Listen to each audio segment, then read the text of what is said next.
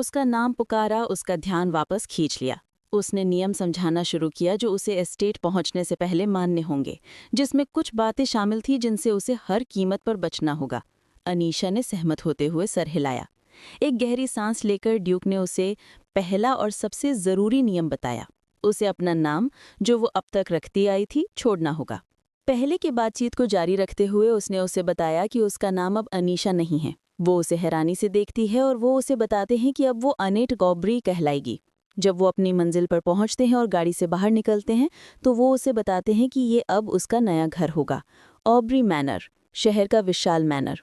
वो उसे देखती है और सोचती है कि मैनर काफ़ी विशाल है, उसकी अपनी परिस्थितियों के विपरीत जो विनाश और निराशा के अलावा कुछ नहीं रही है। उसका ध्यान एक लेडी पर जाता है और वो सोचती है कि वो कौन है। एलिगेंट लेडी जो चमकदार और दयालु लगती है, लड़की को देखकर मुस्कुराती है और उसे स्वीट हार्ट बुलाती है। ये एहसास करते हुए कि ये ड्यूक की पत्नी रोज़ाना होनी चाहिए, वो जानती है कि वो पहली शिकार और उस घटना को देख रही है जिसने ऑब्री हाउस की त्रासदी को जन्म दिया। वो अपने पिता को देखती है और एहसास करती है कि वो चिंतित महसूस कर रहे हैं, परेशान है कि कहीं वो कोई ऐसी गलती ना कर दें जो उनके परिवार और पत्नी को तोड़ दे। अनेट उस पल को याद करती है जब उन्होंने उसे गाड़ी में बताया था और सोचती है कि क्या वो सच में सब कुछ कर सकती है जो उन्होंने पूछा था। गाड़ी में उन्होंने उसे अपना पुराना नाम छोड़ने और अपनी बेटी का नाम लेने को कहा था। उन्होंने उसे बताया था कि मैनर पहुंचने पर वो उन्हें पिता कहेगी और जब वो आएंगे तो उनकी पत्नी वहां होगी जिन्हें उसे माँ कहना होगा। इसके बाद ड्यूक ने उसे याद दिलाया कि वो अपनी बेटी की भूमिका को जितना हो सके उतना निभाएं। उसने उनसे सहमत किया और फिर आदर से पूछा कि क्या उनकी असली बेटी को ढूंढना सब्स्टिट्यूट रखने से बेहतर नहीं होगा। ड्यूक ने उसे बताया कि उन्होंने उसे ढूंढ लिया था लेकिन वो दुनिया से जा चुकी है। उन्होंने कहा कि वो अपनी पत्नी को इस बारे में बता नहीं सकते क्योंकि वो इसे सह नहीं पाएंगे। उन्होंने माथे पर बल डाले और थोड़ा उदास दिखे। फिर उन्होंने उसे आगे से इस विषय से संबंधित सवाल ना पूछने को कहा। उन्होंने आगे बताया कि अनेट यानी ए का एक भाई है जो उसके राज के बारे में जानता है और जब ड्यूक आसपास नहीं होंगे तो वो उसकी मदद कर सकता है। उन्होंने उसे फिर से याद दिलाया कि उसे अगले 5 सालों तक ये नहीं भूलना है कि वो ड्यूक की बेटी है। इससे उसे साफ हो गया कि अगर वो पकड़ी गई तो उसे अनाथालय भेज दिया जाएगा। उसके जवाबों को देखकर ड्यूक ने आह भरी और पूछा कि क्या वो सिर्फ हाँ कहना जानती है। उन्होंने आगे कहा कि उनकी असली बेटी बहुत खुशमिजाज थी, ठीक उनकी तरह। फिर वो सवाल आया जो अनेट ने खुद से पूछा, एक जीवन भर की अनाथ अचानक माता पिता पाने पर कैसे प्रतिक्रिया करेगी। वापस वर्तमान में ड्यूक की पत्नी अपनी बेटी को आंखों में आंसू लिए पुकार रही है। अनेट सबसे अनोखे लेकिन तर्कसंगत तरीके से जवाब देती है। जब उसे कोई नया दिखता है तो वो अपने पिता के पीछे छिप जाती है क्योंकि उस पल उसे सिर्फ उन पर ही भरोसा होता है। डचेस रुकती है जबकि अनेट थोड़ा हिचकिचाती है, अभी भी ड्यूक के पीछे छिपी हुई है।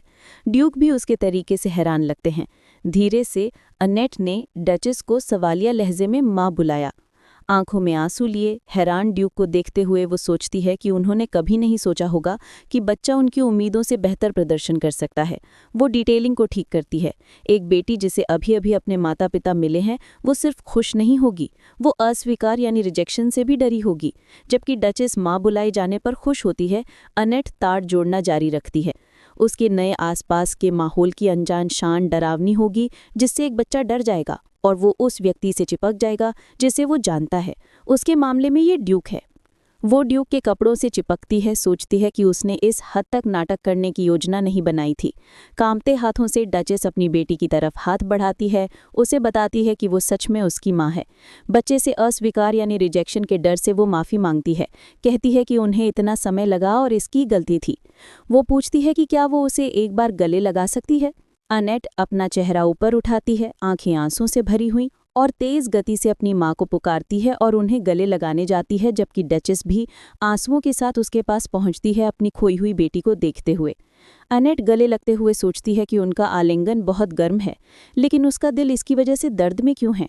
वो सोचती है कि क्या ये इसलिए है क्योंकि ये स्वागत करने वाली गर्मी उसके लिए नहीं जो एक नकली है, या शायद इसलिए क्योंकि उसने अपने दर्दनाक दिनों को याद किया और रोते हुए भावुक हो गई। कारण जो भी हो, वो वादा करती है कि फिर कभी ऐसा नहीं करेगी। ड्यूक अपनी पत्नी को पुकारते हैं और उसे बताते हैं कि बच्चा बहुत खुश होगा। वो अपने एहसासों पर शर्मिंदा होकर खड़ी हो जाती है, अपनी समझ को छोड़ देती है, जबकि ड्यूक उसके साथ प्यार से व्यवहार करते हैं।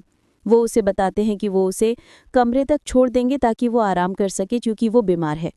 अनेट ध्यान देती है कि कैसे ड्यूक, जो आमतौर पर राक्षस की तरह बोलते हैं, उनके ऐसे पल भी होते हैं। डचेस अपनी बेटी को उसके कमरे में जाकर आराम करने को कहती है क्योंकि वो जल्द ही साथ में डिनर करेंगे। डचेस को उसकी नौकरानियां ले जाती हैं जबकि अनेट अपने आंसू साफ करती है। ड्यूक हैरान होकर पास आते हैं और उससे पूछते हैं कि क्या वो सच में यहाँ रोई थी। रोते हुए पकड़े जाने पर वो बचाव का तरीका अपनाती है। कहती है कि ये उनके बेटी की नकल करने का नाटक था, जो खुश मिजाज, मासूम और एक जीनियस थी। वो कहती है कि उसे जैसे किसी के लिए उसे कम से कम इतना तो खेलना ही पड़ेगा। आंसुओं और मुस्कान दोनों के साथ बोलते हुए अटल ड्यूक भी डर जाते हैं और उसे विश्वसनीय नहीं बुलाते हैं। बातचीत को बंद करते हुए वे कहते हैं कि उनकी बेटी वापस आ गई है और सबको चेतावनी देते हैं कि उसका पूरा ध्यान रखें क्योंकि वो कोई गड़बड़ बर्दाश्त नहीं करेंगे। सभी नौकर उनकी बातों का जवाब देते हैं। नौकरों की उस विशाल भीड़ को देखकर वो हैरान है। ड्यूक उसकी हैरानी को देखते हुए उसे बताते हैं कि ये अब उसका घर है, इसलिए हिचकिचाने की जरूरत नहीं है। वो उसे अपना हाथ देते हैं। अनेट उनका हाथ पकड़ती है और अपने पिता के साथ अंदर जाती है, जबकि सोचती है कि उसे उम्मीद नहीं लगानी चाहिए। वो भविष्य में चोट नहीं पहुंचाना चाहती। आखिरकार ये सब कुछ एक सपने की तरह हो सकता है जो अगले 5 सालों तक चलेगा और फिर खत्म हो जाएगा। ड्यूक के महल में जुड़वा नौकरानियां अनेट का स्वागत करती हैं। वो मरी और गोल्ड है, मैनर में उसका फिर से स्वागत करती हैं। एक खुश मिजाज है जबकि दूसरी स्वभाव में उल्टी है। अनेट उन्हें जवाब देती है जबकि पीछे ड्यूक खड़े हैं। वो सोचती है कि उसने ड्यूक से इतनी जल्दी अलग होने की उम्मीद नहीं की थी। फिर वो सोचती है कि अगर वो जो अभी तक कर रही है वो जारी रख सकती है तो उसके लिए कोई प्रॉब्लम नहीं होनी चाहिए। नौकरानियां उसके साथ सहज हो जाती हैं और उससे आमतौर पर बात करने का अनुरोध करती हैं ताकि वो आराम से रहें। वो एक बच्चे की तरह प्रतिक्रिया करती है, कुछ भी कहने से पहले घबरा जाती है। वो सोचती है कि ये अच्छी शुरुआत है। हालांकि ये सिर्फ उसकी धारणा थी क्योंकि ये तूफान से पहले की शांति थी और जल्द ही आफत उस पर आ पड़ी। एक तनवपूर्ण आवाज में अनेट नौकरानियों को अपना अत्याचार रोकने को कहती है। वो उन्हें कहती है कि वो खुद कर सकती है, इसलिए उन्हें चले जाना चाहिए। नौकरानियां उलझन में सोचती हैं कि क्या हुआ है। अनेट पूरी कोशिश कर रही है कि कोई उसके निशान को ना देखे और ये नौकरानियां उसे नहाने में मदद करने की कोशिश कर रही हैं। वो ऐसा नहीं होने दे सकती, वरना ये उसके लिए बुरा होगा। नौकरानियां उसे मनाने की कोशिश करती हैं, कहती हैं कि ये उनका फर्ज है। गोल्ड जोर देती है और मरी उससे सहमत होती है। हालांकि अनेट उन्हें जारी रखने से रोकती है। उलझन में वो सोचती है कि क्या करे और इस गड़बड़ से कैसे निकले, क्योंकि अगर वो उसे नहलाती हैं तो उन्हें श्रापित निशान का पता चल जाएगा।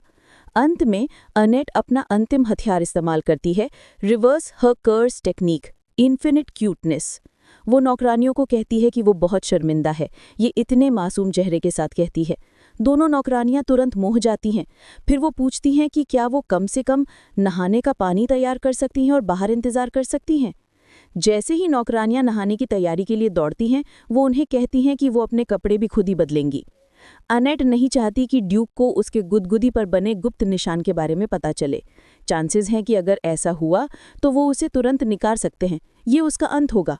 वो अपने हाथ के निशान को देखती है और सोचती है कि वो इसे फिलहाल तो छिपा सकती है, लेकिन उसे दीर्घावधि समाधान की ज़रूरत है। एक बार जब वो मैनर में और ज़्यादा सहज हो जाएगी तो ऐसे बहाने अब काम नहीं आएंगे और उसे पकड़ा जाएगा। नहाते समय उसे कुछ याद आता है, कुछ जो अधिकांश लोग नहाते समय इस्तेमाल करते हैं। एक वस्तु है जिसे गिरगिट की काई यानी कमीलियन स्लाइम कहा जाता है। एक पागल वैज्ञानिक द्वारा बनाया गया उत्पाद। उसका प्रभाव अनोखा है। जब त्वचा पर लगाया जाता है तो वो आसपास की त्वचा के रंग से मेल खाने के लिए रंग बदल लेता है, ठीक एक गिरगिट की तरह। अधिकांश लोग इस वस्तु का इस्तेमाल घावों और जलन के निशान छिपाने के लिए करते हैं जो उन्हें अतीत में मिले थे। उसे एहसास होता है कि वो इसका इस्तेमाल अपनी गुदगुदी पर बने प्राचीन टेक्स्ट निशान को आसानी से ढकने के लिए कर सकती है। मुख्य समस्या ये है कि इसका आविष्कार अभी तक नहीं हुआ है और ये कुछ सालों बाद ही मौजूद होगा। सोचते हुए और कपड़े बदलते हुए वो सोचती है कि क्या करे, क्योंकि उसके पास ज़्यादा समय नहीं है। वो अधिकतम 6 महीने तक इंतज़ार कर सकती है, इससे पहले कि उसे मैनर में पूरी तरह से फिट होना पड़े। उसने उस सनकी वैज्ञानिक को ढूंढने और उसे समय से पहले इसे बनाने के लिए मजबूर करने का फैसला किया। कुछ भी हो, ये संभव है क्योंकि वो उस व्यक्ति को अपने पिछले जीवन में बहुत अच्छी तरह से जानती थी। पागल वैज्ञानिक जिसने उसे अपनी मरी हुई पत्नी को पुनर्जीवित करने के लिए लिया था, उस सनकी वैज्ञानिक से पूरी तरह से नफरत करता था क्योंकि उसे सदी का जीनियस माना जाता था। वो पागल वैज्ञानिक गहरी हीन भावना वाला आदमी था और इस वजह से अनेट जानती है कि उसे क्या पसंद है और क्या नहीं। वो मानती है कि अगर सही लालच हो तो वो ज़रूर फंसेगा। फिर वो नहाकर बाहर आती है और कमरे से निकलती है जहाँ जुड़वा नौकरानियाँ उसका इंतजार कर रही हैं। दोनों चिंता के साथ उसे देखती हैं और पूछती हैं कि क्या उसे अकेले नहाने में मुश्किल हुई। अनेट उन्हें कहती है कि वो अब महल देखना चाहती है। नौकरानियां पूछती हैं कि क्या वो यात्रा से थक गई हैं और पहले अपने कमरे में आराम करना चाहेंगी। हालांकि वो उन्हें कहती है कि वो ठीक है और आसपास देखना चाहेंगी क्योंकि उसे जल्द से जल्द महल के माहौल से परिचित होना है।